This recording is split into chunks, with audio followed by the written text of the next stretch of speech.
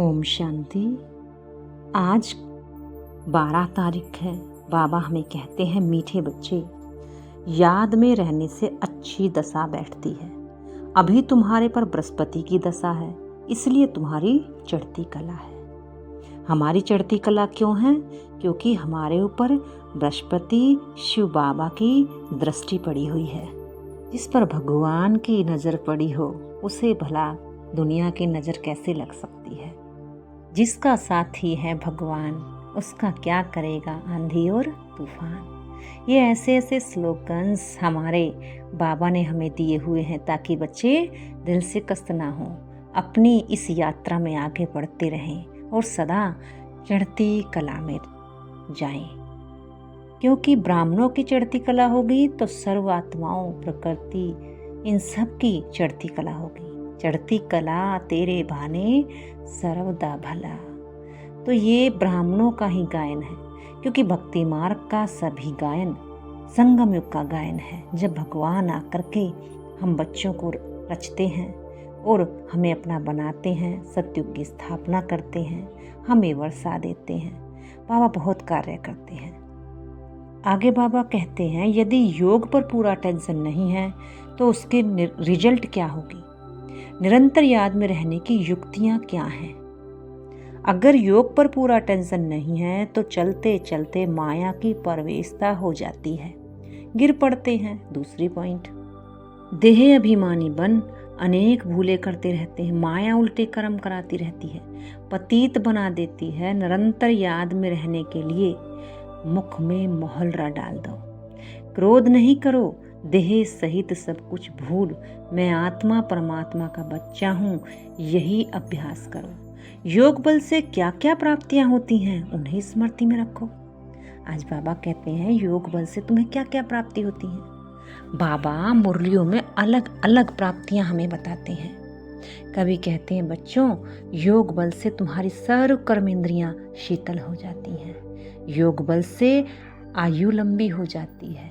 योग बल से तुम सतयुग के राज्य विश्व के महाराजन बन जाते हो और योग बल से बेहद का वर्षा पा लेते हो। तो बाबा कहते हैं, अपनी सभी प्राप्तियों को देखते चलो कि बाबा आया और बाबा ने आकर हमें कितनी प्राप्तियां योग बल से कराई। अगर नहीं हुई तो इसका मतलब हमारी याद में ही कमी है। इसलिए बाबा कहते हैं, सदा यात्रा पर रहो, क्योंकि जितना अच्छा हमारी याद की यात्रा हो जाएगी, उतना ही हम बेहद के वर्षे के अधिकारी बनते चले जाएंगे। गीत है आज का, ओम नमः शिवाय। शिव के ही गुण गाएं, क्योंकि शिव के गुण गाते गाते एक दिन हम भी ऐसा बाप समान गुणवान बन जाएंगे। शिव बाबा की महिमा सुनी, जब पाप बढ़ जाता है तब मैं आकर पतित से पावन बनाता हूँ। यानी कहावत भी है कि पाप का घड़ा जब फूटता है तब पुण्य की प्राप्ति शुरू होती है। तो ये पुण्य की प्राप्ति भी आकर बाप ही कराते हैं, लेकिन भाषा अलग अलग कर दी है। बाबा कहते हैं, ये सारा नाटक बना हुआ है, राजा से लेकर प्रजा तक सबको अपना अपना पाठ बजाना ही है। बाबा कहते हैं, तुम्हारे ऊपर तो अब बृहस्पति की दशा बैठी है। ऐसा नहीं कि एक ही दिन बैठती है, बृहस्पतिवार को ही बाबा की दृष्टि बैठती है, नहीं। तुम्हारी बृहस्पति की दशा चल रही है। बाबा की तो दृष्टि सदा हमारे ऊपर है। ड्रामा अनुसार जो भी धर्म वाले हैं वो एक दो के पिछाड़ी अपना पाठ बजाने के लिए जरूर आते हैं। इसीलिए तो कहा जाता है, ड्रामा कल्याणकारी है, ड्रामा एक्यूरेट है, इसे कोई बदल भी नहीं सकता। क्योंकि जिस आत्मा का जैसा पाठ होगा, जिस समय का होगा, वो उसी समय वैसा ही पाठ आकर के बजाएगी। बाबा आकर तुम सबको सब सत्य बातें बताते हैं। सत्य है ही एक शिव, सब सत्यों में सत्य महान, शिव है गीता का भगवान। गीता का सबसे बड़ा सत्य तो हम ही जानते हैं कि निराकार कैसे आकर के गीता का पाठ हमें पढ़ाते हैं और आदि सनातन देवी देवता धर्म की स्थापना करते हैं। क्योंकि दुनिया भी इस बात को मानती है कि गीता के द्वारा ही आदि सनातन देवी देवता धर्म की स्थापना होगी। इसलिए जो ये संस्था के जो छोटे बड़े ये जो साधु वगैरह हैं, महात्मा वगैरह हैं, ये जो गीता को पढ़कर कहते हैं, ये भी इसी आधार से कहते हैं कि हम ही सनातन धर्म लाएंगे। लेकिन असल में तो बाबा कहते हैं सनातन धर्म के ऊपर चलना ये है सनातनी बनना। यानी जितनी धारणाएं पक्की होंगी उतना ही सनातन धर्म के हम राज्य ऊंच कुल के राज्य अधिकारी बनेंगे। क्योंकि धारणा ही धर्म है, धारणा ही धर्म बन जाता है। आदि सनातन देवी देवता धर्म। बाबा कहते हैं जितने तुम्हारे यहाँ नियम होते हैं ना, वही तुम्हारी धारणा कहलाते हैं। इसलिए धरत पहिए धर्म ना छोड़िए। यानी जो ये धारणाएं हैं उसके लिए ही कहा गया था कि धरत पहिए पर धर्म ना छोड़िए। बाबा कहते हैं नया मकान बनता है 1 मास के बाद अथवा 6 मास के बाद कुछ ना कुछ कला कम हो जाती है, कुछ ना कुछ तो पुराना हो जाता है। हर वर्ष मकान को पोछी लगाते हैं, कला तो कम होती है ना। नई से पुरानी, पुरानी से फिर नई, शुरू से लेकर हर चीज होती है। ये भी समझ की बात है। जैसे संसार की गिरती कला है, हर एक चीज वस्तु की गिरती कला है, वैसे ही आत्मा के गुण और शक्ति भी गिरती कला में आ जाते हैं। बाबा कहते हैं सब कहते हैं कृष्णपुरी में जाएं, ऐसे थोड़े ही कहते कभी कि रामपुरी में जाएंगे। सब कहते हैं कृष्णपुरी में जाएं। गाते भी हैं भजो राधे गोविंद, यानी वृंदावन की बात है, अयोध्या के लिए नहीं कहेंगे।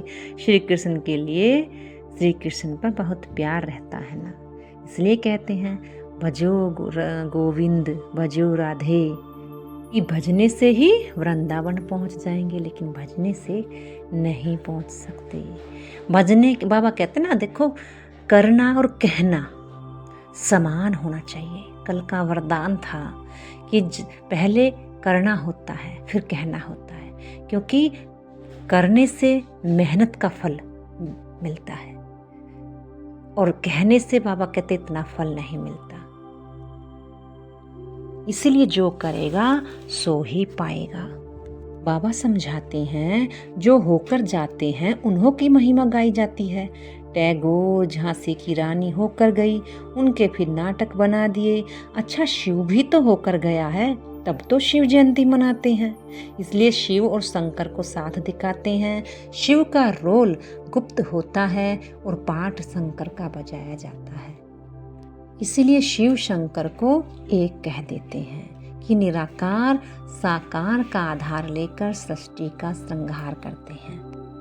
बाप कहते हैं भक्ति मार्ग में तो अगड़म बगड़म कर दिया, कहीं का ईंट कहीं का रोड़ा कर दिया, कोई भी बात समझ नहीं आती है। बाबा बस हमसे यही कहते हैं बच्चे तुम देह सहित देह के सब संबंधों को भूल एक मुझे याद करो। जिस तरह गीता में कहा गया सभी धर्मानि परित्यज्य, यानी सभी धर्मों का परित्याग कर। किससे त्याग करना? बुद्धि से।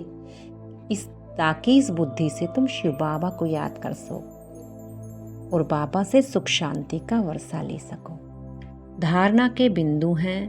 पहली पॉइंट, याद में रहने के लिए मुख से कुछ भी बोलो नहीं। मुख में मोहलरा डाल दो तो क्रोध खत्म हो जाएगा। कोई पर भी क्रोध नहीं करना है। कौन सा मोहलरा? बाबा बताते हैं मैं आत्मा हूँ, मैं शांत हूँ। यही स्मृति रहे तो क्रोध खत्म हो जाएगा। दूसरी पॉइंट है इस दुखधाम को अब आग लगनी है, इसीलिए इसे भूल नई दुनिया को याद करना है। बाप से जो पवित्र रहने की प्रतिज्ञा की है उसमें पक्का रहना है। वरदान, निराकारी स्थिति के अभ्यास द्वारा मैंपन को समाप्त करने वाले निरहंकारी भव। वर्तमान समय सबसे महीन और सुंदर धागा यह मैंपन का है। यह मैं शब्द ही देहाभिमान से पार ले जाने वाला भी है तो देहाभिमान में लाने वाला भी है। जब मैंपन उल्टे रूप में आता है तो बाप का प्यारा बनाने के बजाय कोई ना कोई आत्मा का नाम रूप मान शान का प्यारा बना देता है। इस बंधन से मुक्त बनने के लिए निरंतर निराकारी स्थिति में स्थित होकर साकार में आओ। इस अभ्यास को नेचुरल नेचर बना दो तो निरहंकारी बन जाओगे। स्लोगन है, किसी की बुरी आदत व अच्छी बात सुनकर संकल्प में भी घृणा भाव आना, यह भी परमत है। ओम शांति।